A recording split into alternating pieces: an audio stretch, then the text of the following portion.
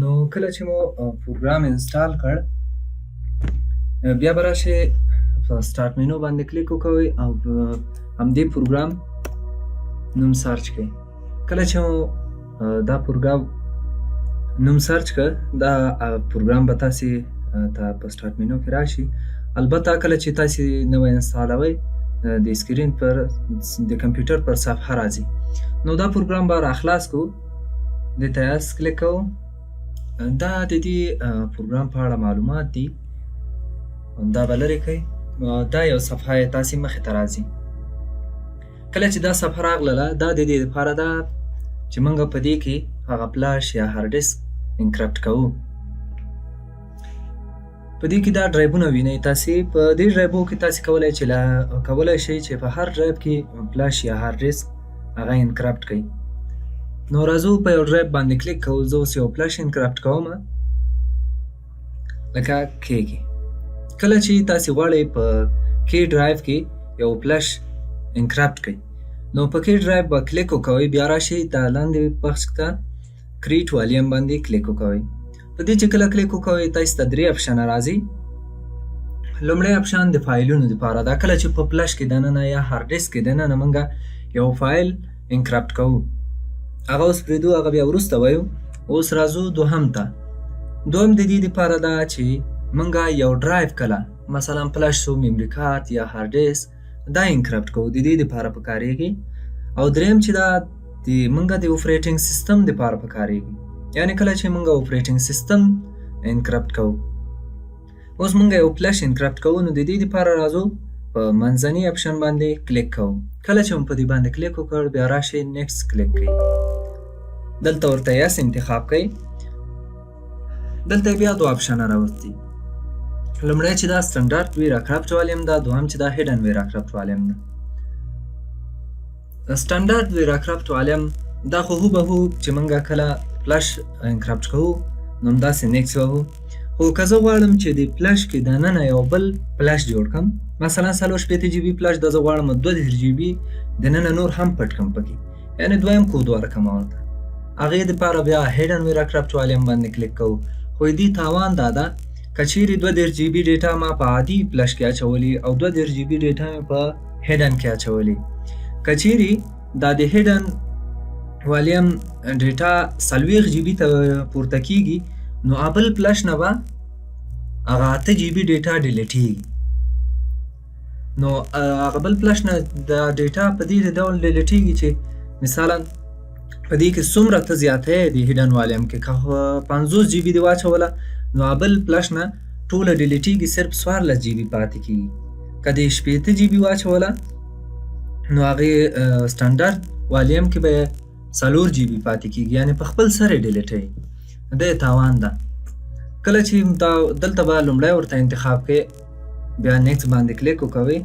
په دې ځای کې موږ د ډرایو ورته انتخابوو چې کوم ډرایو موږ انکرپټ کول غواړو. سلیکټ ډیوایس باندې به کلیک وکوئ. دلته بیا زه دغه فلاش انکرپټ کول غواړم، نو په دې به کلیک وکوئ. بیا راشئ اوکې باندې کلیک کړئ. دلته بیا نیکسټ وهم. په دې ځای کې بیا 2 اپشنه دي. یو کریټ انکرپټډ والیم انفارمټډ، او دوهم چې دا انکرپټ پارټیشن ان پلیس. کله چې موږ غواړو چې زموږ دغه فلاش یا هارډ ډیسک د لومړی فارمټ شي، کومه ډیټا چې پکې دغه د له منځه لاړه شي، بیا د انکرپټ شي، نو په لومړي اپشن باندې کلیک کوو. او کله چې موږ غواړو چې زموږ د فلاش یا هارډ ډیسک د نه فارمټېږي، بلکې راساً د انکرپټ شي، په دوهم اپشن باندې کلیک کوو. نو زه غواړم چې زما د فلاش اول فارمټ شي، بیا د انکرپټ شي. په همدا لومړي باندې به کلیک وکوئ او نیکسټ به کلیک کړئ ورته.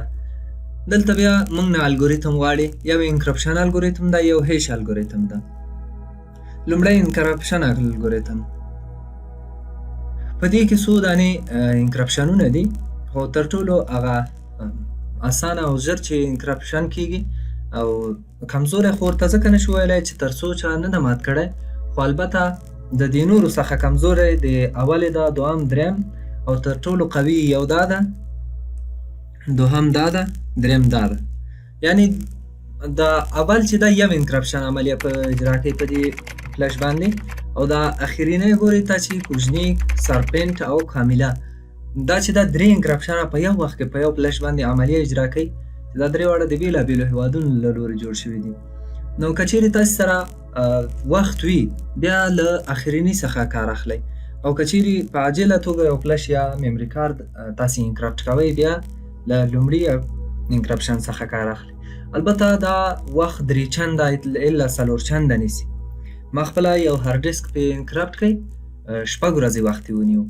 نو اوس ورته دا اول انتخاب و. دلته هیش الګوریتم کې تاسې په خپله خوښه یو دانه ورته ټاکئ چې هر الګوریتم تاسې خوښوئ همغه ورته وټاکئ. زه به اوس دې ته سټري بیګ وټاکم، خو دا هم باید په یاد وي چې کله بیا تاسې میموري کارت یا فلش بیرته خلاصوئ یعنې انکرپشن نه یې باسئ، نو دا باید تاسې ته زده وي، هم هیش الګوریتم او هم انکرپشن الګوریتم. که چیرې دا مو زده نه وي هلته ورته غلط انتخاب وکوئ بیا تاسې ته فلش نه راخلاصوي. نو کله چې مو دا دواړه انتخاب کړل بیا نیکس باندې کلیک وکوئ. دلته هغه حافظه یې ښودلې ده چې څومره حافظه دا فلش لري. بیا نیکس باندې کلیک کوو. دلته پاسورډ غواړي. لومړی خو دغه درې اپشنونه دي. لومړی اپشن چې دا دې سره موږ کولی شو چې د پاسورډ سره سره یو کی فایل ورته انتخاب کړو. څنګه فایل؟ داسې فایل چې کله موږ کود ورکوو که چیرې کود صحیح هم کړو او دا کی فایل نه وي بیا موږ ته دغه فلش نه راخلاصوي. نو بیا به دلته راشئ د اټکولو دپاره کله چې فایل اټکوئ نو دلته کی فایلز باندې کلیک وکوئ. بیا اټ فایلز ته راشئ. اټ فایلز ته چې کله راغللی دلته چې ورته تاسې هر څه انتخابوئ هغه انتخابولی شئ. مثلا زه ورته دا انتخابوم. صحیح ده؟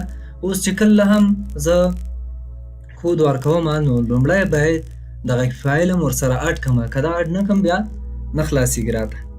اوس زه دا کینسل کوم، نه غواړم چې فایل ورسره اډ کړم. بیا دوهم اپشن چې دا ډسپلای پاسورډ ده. کله چې موږ دلته پاسورډ ورکوو نو په دې ځای کې ښکاري او که دا لرې کړو بیا نه ښکاري. نو زه اوس کود ورکوم، پاسورډ ورته ورکوم.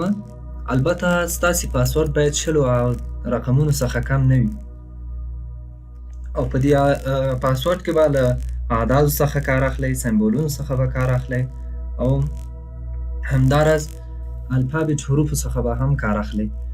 دا تر ټولو قوي پاسورډ دی. لکه څنګه پاسورډ زه اوس ورته پاسورډ ورکوم افغانستان.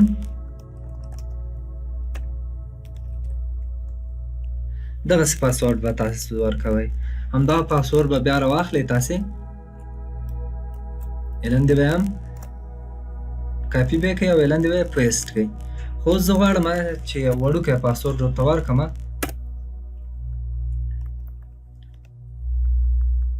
داسې یو پاسورډ ورکوم. بیا نیکس باندې کلیک کوم. دلته به ورته یس ووهئ. په دې ځای کې موږ ته وایي چې تاسې غواړئ 4 جی بي نه پورته ډیټا دی په دې هغه کې یو فایل چې 4 جی بي نه زیات هغه ولري سایز ولري ذخیره شي. زه ورته یم هو ذخیره دې شي. یا ورته انتخابوم. بیا نیکس باندې کلیک کوم. اوس تاسې ګورئ پرمټیشن شروع کېږي. خو د دې ځای کې باید تاسې د ماوس له خوځښت څخه کار واخلئ. که چیرې ماوس ونه خوځوئ نو دا لاندې اپشن نه پوره کېږي. که زه ماوس ولرم هغه هم درېږي. دا ماوس به هینډل کوئ تر څو دا پوره شي. کله چې پوره شو بیا راشئ فارمټ باندې کلیک وکوئ او یس ورته انتخاب کړئ.